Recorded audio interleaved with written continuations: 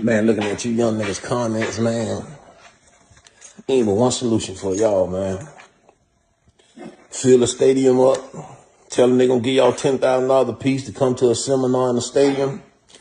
Once all 70,000 of the seats get filled up, tell y'all to look at the jumbo screen. You niggas messed up. You niggas really hate your father, but I know a lot of you dudes raised off survival. Y'all ain't raised off love. So y'all really hate y'all father. That's why y'all taking the standpoint y'all taking. Some of y'all comments, man, is ridiculous. And I'm not talking gangster. I'm not a gangster. I forfeited that right. I understand that. I respect that. But you dudes, man, you can't fix stupid. That's just period. That's the bottom line right there. And I do anything for Kayso. I went broke for his case. Because they went from being a paid lawyer to an appointed lawyer. Once Kayso money, the little money he made, ran out, man, the shit's sad that Kayso had to fight that case energy like that. Mm-hmm.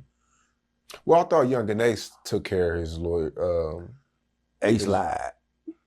Whoa. So Yungeen Ace came out saying that, I don't want to misquote anybody, but Yungeen Ace claims that he took care of Kayso's lawyer. You're saying that's a lie? That's a lie. At the beginning. He never in the beginning.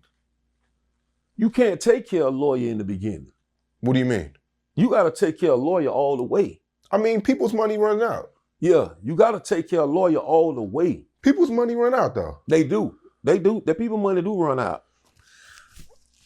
I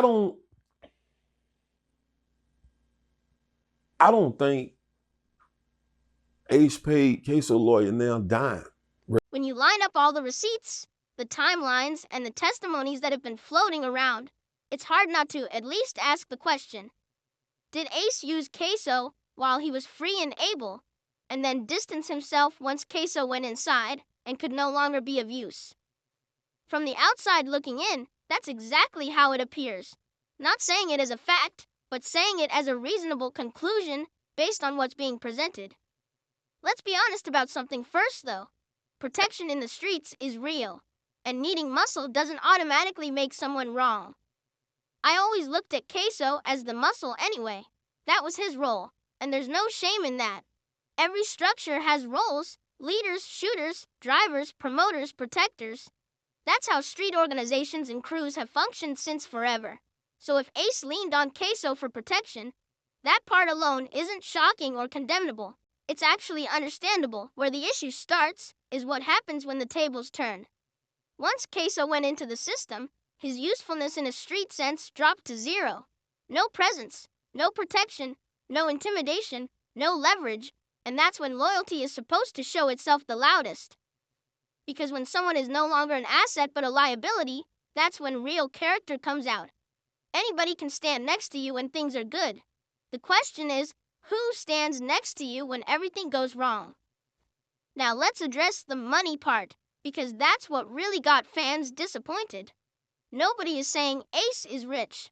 Nobody is saying he should empty his bank account or go broke behind another man's situation. That's unrealistic. But we're not talking about $1 million. We're not talking about an impossible number. We're talking about $60,000, $100,000 over the course of 5 years. For an entertainer with motion, visibility, and income streams, that's not some unattainable mountain. And that's why people don't believe he couldn't do it. They believe he didn't want to. Kayso has been sitting for 5 years, fighting this case, losing time, losing freedom, losing access to his family, and you mean to tell me that nothing substantial could be put together? Not even gradually? Not even collectively? That's where the disconnect comes in.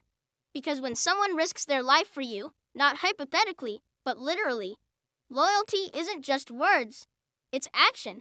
And before anyone says, we don't know what went on behind closed doors, let's be clear.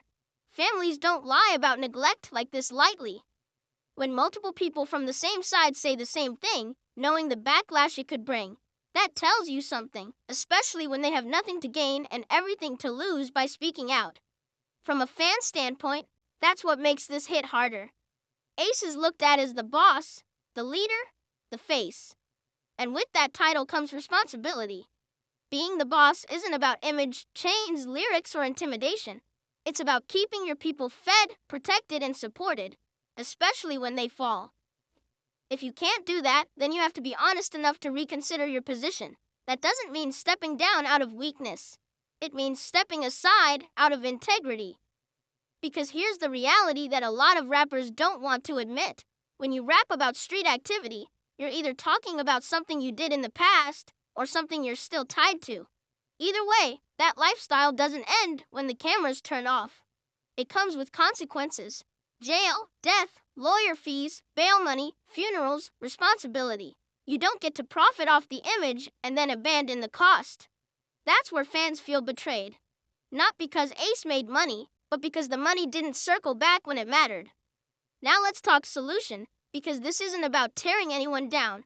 The solution is accountability and transparency. If Ace truly feels he did what he could, then say that clearly. Break it down. Own it. If mistakes were made, acknowledge them. Pride ruins more relationships than poverty ever could.